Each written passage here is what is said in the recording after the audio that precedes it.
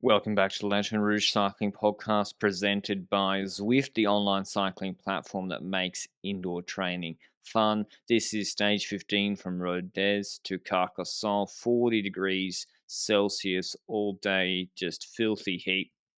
As we've said many times, extreme weather protocol doesn't apply in heat, although they did make some changes today under that protocol. They let riders discard their bidons wherever they wanted and take bidons up to 10Ks into the stage. And actually saw today that there's a reason they changed that rule, because bidons flying through the peloton, I think Owain Doull was a victim of that. So we actually saw that creating issues today. But yeah, just a nasty transition stage. Could be a break, could be a sprint, up and down all day, heavy roads, 202 Ks, like just maybe a dozen 2 kilometer 4 to 5% climbs, as well as then two 5K, 5.5K, 4% climbs. The last of which was with about 50Ks to go, started with 50Ks to go. Intermediate sprint was halfway up it. Then it's a stepped up and down descent, kind of like Nebo descent, and then a flat finish in Carcassonne before the rest day tomorrow. So just a horrible old stage. And we called. I went break in my predictions yesterday. I think I went with like Crone type guys. And we saw from the gun, Benji, the similar teams we expected going for the break. But Wout van Aert striking out really, really early, like he did on the Galibier Grenoble stage. Again, were you surprised to see that after yesterday? Well, firstly, he basically jumps onto a wheel of two riders, a three-man breakaway, gets away, and that's a group that he's in right now. Now, is that a surprise? I don't think it's a real surprise surrounding how they've been riding recently. I do expect to, I don't know, I expect them to control the breakaway after yesterday instead of going in it necessarily. But when the situation was unfolding, I wasn't necessarily horribly against it. Does that make sense? Yeah, so if Wow, we saw yesterday, this is what happened. The Pogacar interviews came out after recording. What happened yesterday, so we can correct a record, was the break of 18 or 20 had gone. It had 20 seconds. We all thought it was lunchtime, siesta time. And then we see Pogacar and Wout in that group in chaos. Pogacar says what happened was that Wout jumped to that group. He created a gap to his back wheel, and then Pogacar jumped on it. And then suddenly Wout is bridging Pogacar across to a group with who knows in it, who knows their motivations to work or whatever happens. So today we see the complete opposite of that. Wout jumps early. He's unlucky because what he's hoping for is what happened on Galibier Telegraph stage. He gets ahead of the race. He's strong enough to hold a gap with Pollitt, like he did with the NVDP in that flat road before Lacet de Montvernier in stage 11. And he's hoping there is a counter move with Trek, with Lotto, Yeah. that with Bahrain and Mohoric. That bridges across to him, and then suddenly you have a 10-man move. The problem was Trek weren't able to do it. Trek also seemed motivated for a sprint. And the big thing, which I didn't know pre-stage, was what would Bike Exchange do? They paced on stage 13 for no avail. They put Bling and everyone in the break yesterday. Great success. Which one would they do? Would they try and pace all day for Groenewegen? It turns out they did. And so that put Van Aert in a really, really difficult position. No one's bridged across in a group of three, and he pulls out of the break like Ganna did the other day, like Wout van Aert didn't do on stage 6. And so we have a very controllable break of Pollitt and Honoré, who's in first time I've seen him in the Tour. And yeah, Alberson, Bex, and Trek control all day. Yes, certainly. And then you can ask the question, oh, would it have been better if Wout perhaps responded to attacks more than make that initial three-man group? But I think there's an argument for multiple things here because Jumbo obviously has the priority of the yellow jersey, so they want a break to form as soon as possible so that one, they don't need to watch out just in case whether a Pogacar move happens in that breakaway formation like yesterday. And next to that, the earlier that the initial breakaway goes, the more they can rest in the peloton. So I think it actually turned out to be a positive that the three-man group was getting forward there and was basically creating a situation where there were three riders and then the peloton chasing that without too many attacks after a bit. So that three-man breakaway got ahead, and yeah, then the decision has to be made at Jumbo, eh? Is But this a good it's a tough situation or one. not? It's a tough one because it's hillier than no, it's not hillier than Longwy maybe, but it's like actually I think it was hillier all day than Longwy. Longwy was just hillier at the end. And Yeah. how strong is Pollitt? Pretty damn strong. And can Bike Exchange control it all day? I'm not sure. It's a difficult one, and I think they made the right decision because you've Bex have shown their hand. You then go back in the peloton, and you will be the second favorite for the stage, probably. If if it comes down to a sprint, and you don't have to pull all day, so win-win. I guess from that perspective, maybe the argument is a break would have gone, and the sprinters teams would have controlled anyway. I would say not. If Jumbo-Visma don't create that break, we saw Mollema bridging Sturven. You suddenly have a break with Honore, Sturven, maybe Crone. Then it's just Bex, and then they'll look at Jumbo to pace, and Jumbo won't want to. So it's a tricky one. It's a tricky one. I've been concerned that I think the jumping for hours at the start of the stages Hmm. hurts Jonas, has hurt Roglic more than Pogacar. I think Pogacar sees it as an opportunity, Yeah. and I think ending the jumping is better from Jumbo-Visma's perspective. Anyway, that was a lot of talk on break formation. Nothing really else happened in the stage at that point. It was a sort of it chilled out a little bit, kept it 3 minutes, the gap. And at that point, it was some Zwift time. And thanks to its combination of fantasy and real world riding destinations on Zwift, you don't need to ride up and down heavy roads with melting tar in middle of France. You can get a taste of riding in the mountains with its epic KOM, Alpe du Zwift, and Von Top climbs. There's also flatter routes, more rolling routes like today's stage. If you want to replicate today's TDF parcours from the comfort of your own home, and you never have to ride alone. Zwift has tons of events, and you can even join the LRCP Zwift Club to stay in the loop when me and Benji are hopping on to ride. Head to Zwift.com down below to find out more or start your free 7-day trial. But I was roused from my slumber, Benji, crash time, unless there was anything else that happened while I was sleeping. Well, there were some things during the break formation, like Pogacar being called out by a move by Jonas being in a group ahead, but it led to nothing, so it's not worth overly mentioning. And there's no like tactical insight there except for better position when it comes to Pogacar. But you're right, the most important factors of this stage, in my opinion, are the ones that honestly are sad to occur. And it's a crash that happened, I think, with about 70 kilometers to go or 65 kilometers to go. We saw one rider, or actually two riders crashing in the peloton, but one rider that kept on sitting on the floor and was Steven Kruijswijk. And it clearly initially directly looked like he wasn't getting up. So it was the kind of crash where the rider knows that they're likely not getting up again, which means big things for this Tour de France, in my opinion. Steven Kruijswijk, reportedly, according to the race doctor, with signs of a collarbone breakage fracture, whatever we call it. Yeah, he's out of the race. Steven Kruijswijk, that's one important factor of Jumbo-Visma. We'll speak after today's stage recap about Roglic, who also left the race today, also leaving the team of Jumbo behind in this race, technically. So that's down to 6 riders right now at this point in the race, and it's a big headache. Kruijswijk gone, but it was not the end because crashes kept on coming on Jumbo's end. Jonas, the yellow jersey wearer, Vingegaard, went down in a crash pretty hard, actually. He bounced back up quickly. Tadej Pogacar was looked a little to be getting up a bit more gingerly. So those two go down. So I saw Wout waiting with Kruijswijk. I didn't actually see him touch down. I think he was just thinking, do I wait with Steve and do I Yeah. change my bike? I don't think he actually touched down. Koos, I'm not sure if he touched down either today. I can't see him in the first 105 riders listed. He has come in at 17 minutes. Benoit has come in at 20 minutes in like the Ewan group, or just ahead of it. So he might be a little bit hurt, actually. Anyway, they go down. That's a big blow. So now no Roglic, Kruijswijk's out.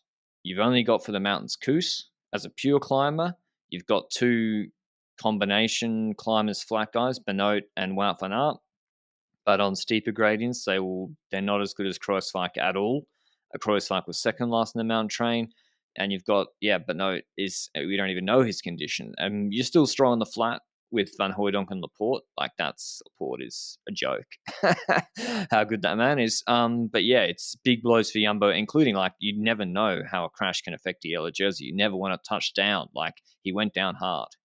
Yeah, exactly. I rewatched the crash multiple times. Went down hard on his right shoulder. There was some molten tarmac like stuff on his right shoulder because of the heat of the road and so forth. And it looked like both Tish and Jonas both hit their head, not had their head, hit their head on the road surface quite hard. So let's hope it has no consequences for both riders here. But from that point onwards, it changes this stage as well, not the entirety of the Tour de France, because the Kreuzweg crash certainly has its influences on week 3. I'm already thinking what happens now in the peloton. Who's left? Laporte, Jonas, and we've also got Wout van Aert. So those are 3 riders, including the yellow jersey and the green jersey. Laporte was initially thought, at least to me, as the person that will help out Wout van Aert at the end of this stage to try and get some more, get a stage win, because green's kind of fine already, let's be honest about it. So I think that the Jumbo car decided to have Laporte switch to Jonas then, because he was clearly looking only after Jonas Vingegaard from that point onwards, which in my opinion was a very good decision, but I was still stressed. Like, I swear, if I was in that car, I might have even considered the possibility of Wout van Aert, stay safe, mate, focus on Jonas because he's our priority today. Is there any point in your mind that said, okay, perhaps they should just give up on a potential sprint here and focus on getting Vingegaard safe home? I mean, they don't need the points. It's tough. That's a tough one to say. I don't think it's less about helping Jonas and more about what if Wout now crashes in the sprint and he locked handlebars in this sprint. That's where you're like, if Wout goes down and is out, Benoit's injured, Kreuzlach's out, Roglic out, now you're in real trouble with McNulty, Soler, Micah. Like, the odds have evened up a lot. So that's, I don't know, that's a tough one. And Wout did contest the sprint. But yeah, the race chugged along. Jonas gets back into the group. On the this 5K nasty climb, Groeneweggen's dropped, Ewan's dropped, Jakobsen's gone, Merku was suffering with heat stroke today, but Groenewegen was not dropped badly. And so Bike Exchange, like we saw in the Dauphiné, put the whole team behind to chase for him. And so we have Trek doing that pacing on that climb and doing a pretty good job with Simmons. But the question was, what numbers would they have on the other side? I had the question, were you surprised that Matthews was also pulled back from the front to help out Groenewegen and not kept as a plan B in the peloton? Because that's what kind of surprised me, and I feared that if Groenewegen didn't come back, they had no chance anymore. But can Matthews beat Pedersen and Van Aert?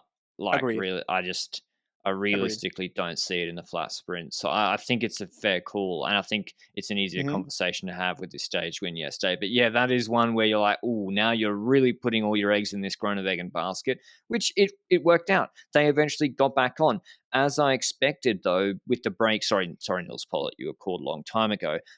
With the break being caught and with the sort of lull with Trek over the crest of this climb, Pedersen sort of attacked a little bit. We got separation. Yeah.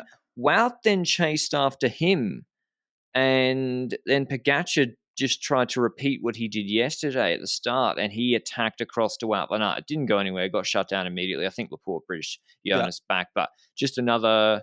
Yeah, Pogacar's just looking for any and all opportunities, and Ineos are not looking to play. Exactly. Ineos are playing their own game. They're focusing on themselves. They got plenty of numbers still in this group, by the way. And their competition for GC, which is Vingegaard and Pogacar, have limited numbers in this. And we see that pop up later. But I noticed that Pogacar's kind of using... But they don't play those numbers.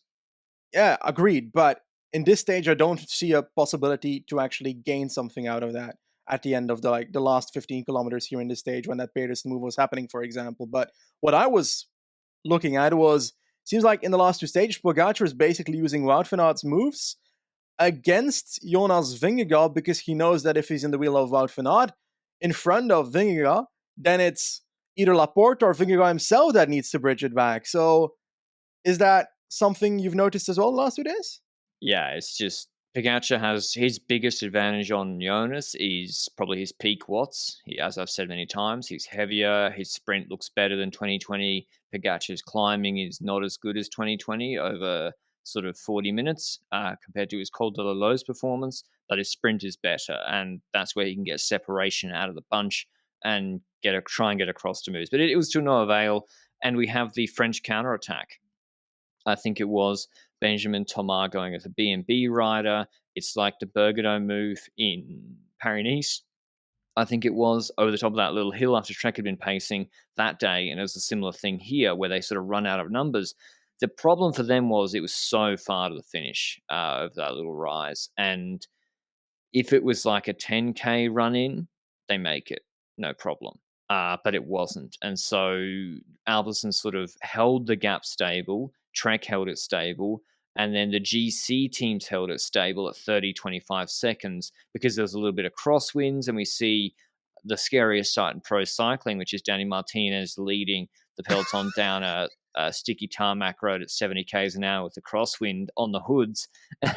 He was weaving across the road. Yeah. Laporte was like, must have been scared for his life.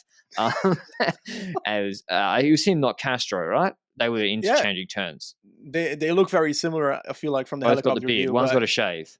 Yeah, one has to shave. This is not okay anymore. But when it comes to the helicopter view, also very similar, but it looked like Martinez for me at least. And at least I memed him on Twitter about it. So hopefully I memed the right guy. But anyway, it was indeed Ineos trying to keep themselves at the front during this descent to the line, and Laporte doing that for Vingegaard. Wout being a bit out positioned, like keeping it relaxed in 25th position.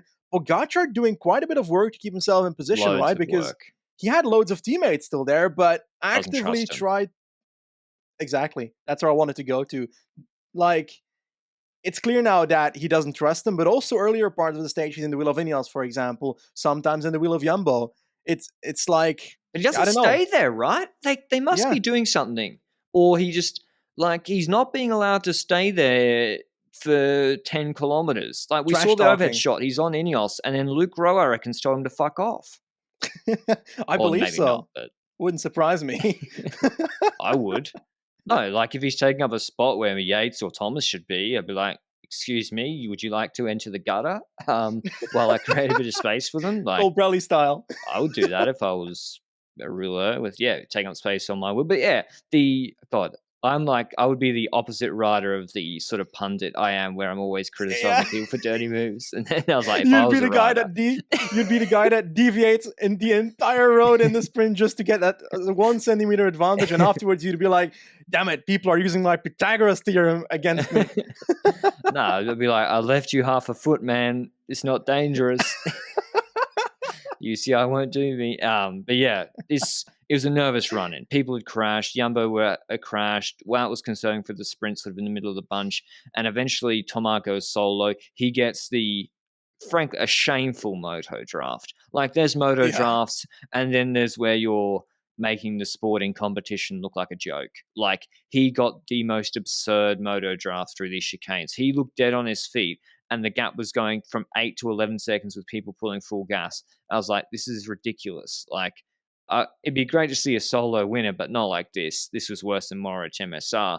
And Alpecin had 3 riders, and they were playing it cool.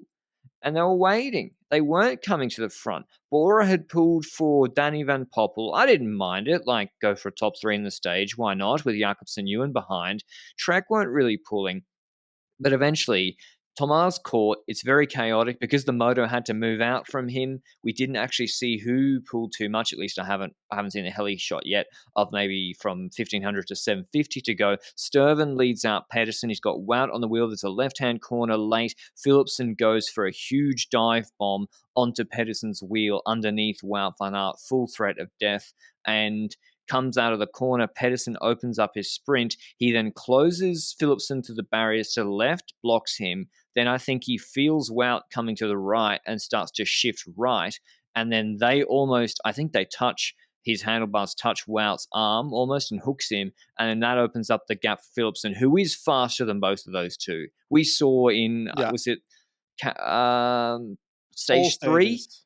when he came from ridiculous positions, like 20-second sprints, and I think someone put the data up, and the data was crazy too. And once he gets an open lane, he cooks these two and wins the sprint easily. So he's a burner. We saw in UAE, I think. Yeah, I just think he fully committed to an extremely risky move that he had to do. If he doesn't make that move into that corner, he can't win. He doesn't win if Philipsen keeps him closed. Wout wins. But it worked out for him, and he's a deserved stage winner. I think last year was frustrating, but he's one of the top sprinters in the world, and Alpecin did a good job controlling for a lot of today, and yeah, they deserve the win. Yeah, I agree. Top result. He's been second so many times in the Tour de France, and now he gets his victory. We basically announced that he should win if his position at any point was competitive, based on the 2 sprints we indeed had in week 1. I think it was stage 3 and stage 5 is my guess, because he's had 2 sprints, the one that Groenewegen won and the other one that Jacobsen won, That and was in 2 both. and 3. Oh, I don't know which sprints it were then. He should have won the cobbled stage as well, by the way. Okay, that was probably stage 5. So anyway, regardless of any stage numbers, he had 2 sprints in week 1 where he came from far away and was just in a non-competitive position initially. And he got a podium out of that in week 1, but if he was any close, he would have won that stage. And today he's in a better position because of that crazy move he does himself. I'll be honest, he's 100% missing Jonas Rickaard to position himself properly. And if Jonas Rickaard was not injured right now, I'm saying it, he'd be at 2 wins already. You know who would have won this stage, Benji? Cavendish. Mark Cavendish. He actually would have. Didn't he win in Carcassonne last year? Let me look it up. He relishes these week 2 heavy. He did? Yeah. That's proof, isn't it? He's even better than last year. He said it himself. There's no way he doesn't win today. Because nobody lies about their numbers and so forth when they're a bit weaker. He's better. He would have 2 wins at least by now. And maybe he wins to Mond yesterday too. Belfië. Yeah, Belfië, Longwy, Alpecin Road for Philipsen. So Alpe d'Huez. Who know? Well, yeah. I mean, Pidcock and Froome were 1-3, and Thomas won on 2018. He gets in that break. He's a good descender too. He gets a 10-minute gap on the descent. But I actually no cap. I think he wins today. Even though Mercu was, poor guy, had heat stroke 20 minutes Has back. He finished? I should look.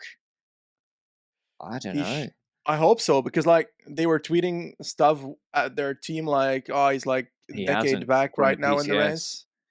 So Ewan came in at 20. There's a group that came in like Wellens, the Lotto group, about 20 minutes back, and he was 20 minutes back, with half an hour to go. So with 100K to go, he was 28 minutes back. So that is tough. And they added 20%, or it changed to 20%. They added time cut. Yeah, they shouldn't. So I really I'm a big, if you're OTL, you're OTL, but if it's 40 degrees and a guy has heat stroke and he's made it through the Alps, I think it's actually a bit much too. Yeah, you've acknowledged it's extreme weather. Yeah, the protocol has to work out. Yeah, I agree there. Let Mercu stay. But I should read out the top 10 before we discuss Roglic.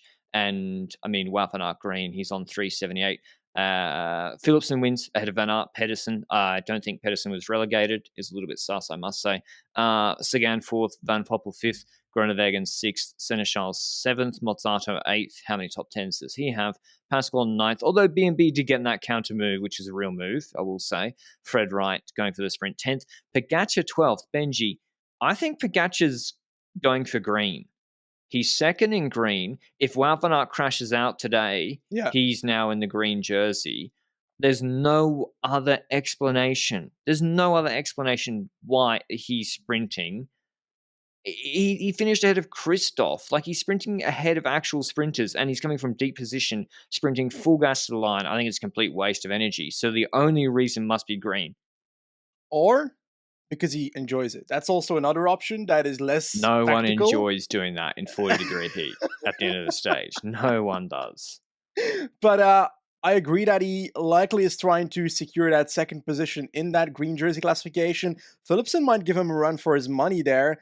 Pogacar is likely going to get 15 plus points in the time trial when it comes to this, in my personal opinion. And then we look at the mountain stages to come. Let's give him another 15-30. If if Philipsen wins one more flat stage, stage 19 of Champs-Élysées, he's going to be second and not Pogacar, I think. So I Yeah. think it's going to be tough between the two friends there because I'm pretty sure they're friends after the UAE time. How did Philipsen not go for those intermediates early in the race? Like, he's already clearly second, and there's a reason to maintain that second position. You never know what can happen. Yeah. Disqualification, littering, a crash, injury, heat stroke. You don't know.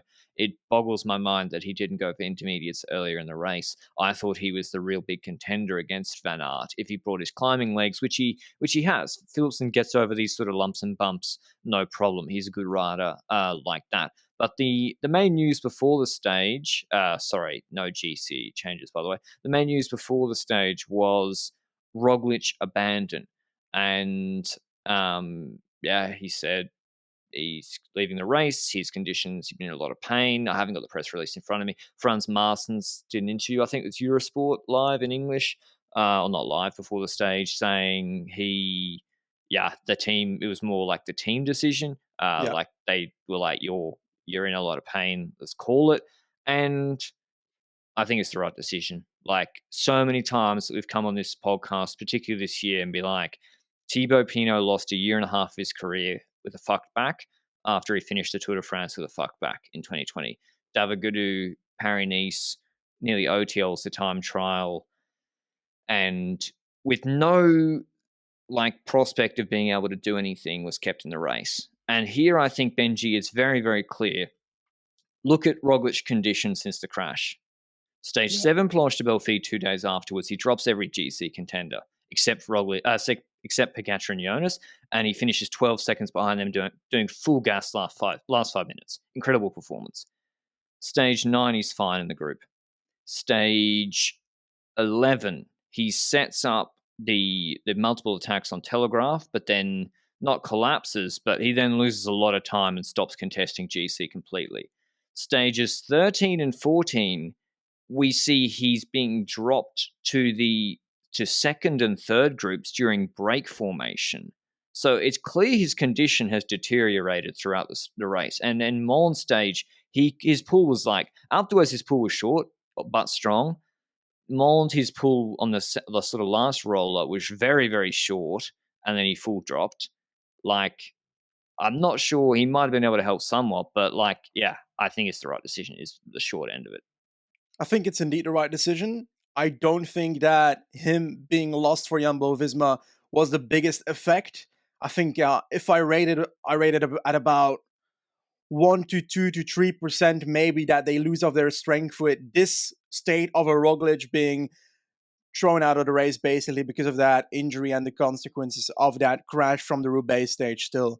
And then you hear a lot of opinions on Twitter, on air, everywhere basically, where they start questioning whether it was a good decision to make that happen. But I think everybody that actually looked at the race the last week and a half could see that his state is deteriorating.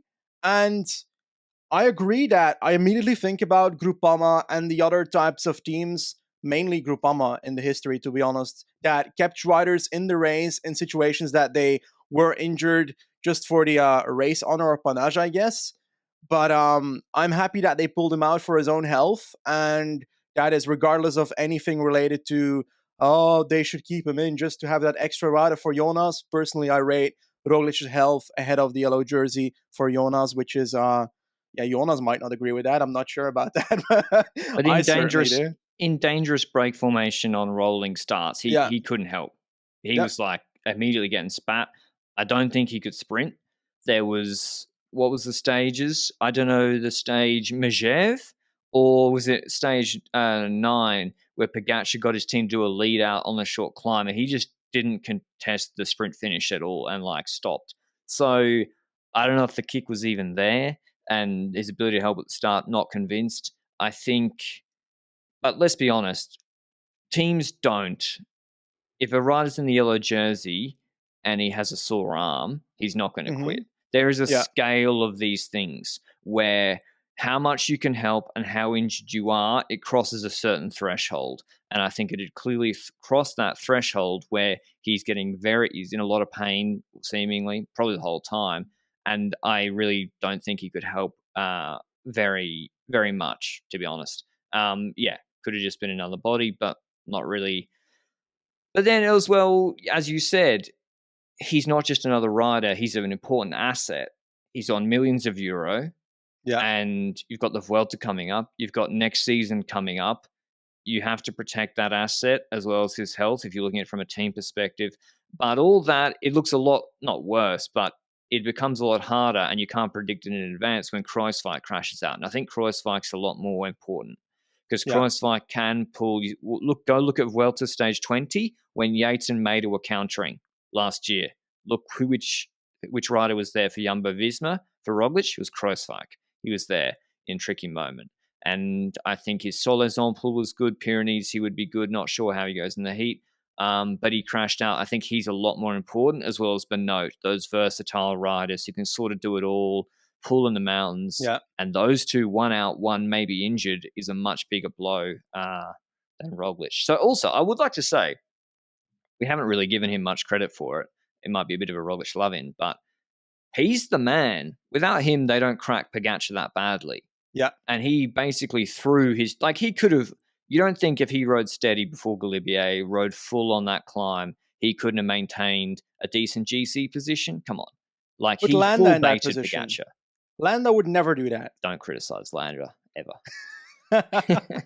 You know he wouldn't. you couldn't imagine Landa and Quintana doing those counterattacks on Froome. I don't think so. Yeah, imagine someone draw that. It'll only ever be happening in a fiction. But yeah, he sacrificed himself, and he helped put Jonas. Jonas's legs did it, but he helped put Jonas 2 minutes 20 ahead.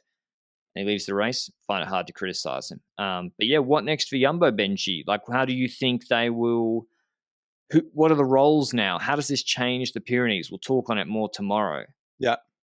I think we should indeed deep dive into it tomorrow in terms of the Jumbo strength versus the UAE strength, and even the Ineos strength, because I'm starting to feel like the balancing and the nerfing of both Jumbo and UAE is making it so that perhaps Ineos might pop up as one of the stronger teams in the last week, especially now that they still have two leaders in the top 7 GC, top 6? Yeah, but what are they going to do? 5. Yesterday, Set things up early, try and put pressure on the teams of Jumbo and UAE, try and get something out of that, or do you still think all out Thomas? Thomas, you listen to his interview yesterday. Mm-hmm. He sounds like he's running for podium. Pogacar came up to him when the jumping was happening, and he said, Jumbo are weak. He wanted Pidcock and Yates. So Pogacar knew Ineos' optimal strategy, which we said more than Ineos did. And he said, send Pidcock and Yates in the moves. And Ineos were like, nah, we're good. And I was like, really? Okay. And Thomas was like, yeah, if he wants to do that, he can do that. I was like, okay. Because they could get a guy in the break with one of their GC guys and make it a really, really tough day on Jumbo-Visma. Because, maybe Yates goes crazy in the Pyrenees. His climbing level at the moment doesn't look like he can touch Vingegaard. So that's the only way I see them really trying to win the Tour. I'm not convinced they're going to go for that big knockout blow. Possibly. We can dive into each of these teams a bit more tomorrow to see what the remaining roles are at both. And we'll know Benoit's status tomorrow. Exactly. I want to know more about Benoit and even Vingegaard, because the crash can also hurt him, We need to know more info before we can judge that, in my opinion. But certainly a bigger stage than I think we hoped for GC, because,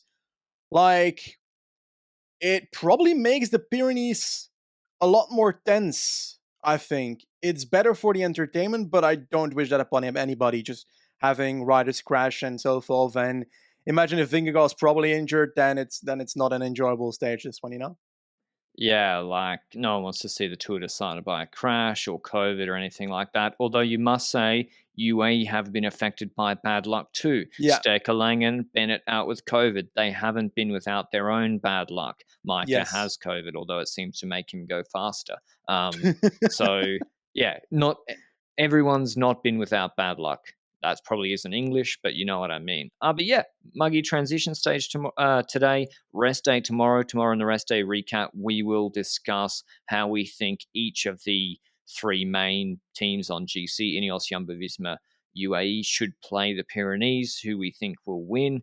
as well as previewing the rest of the stages, which is a repeat to me of stage 9 in 2020 is stage 16, and then 2 mountain stages, transition stage, TT and sprint. So pretty balanced. But yeah, that's all from us.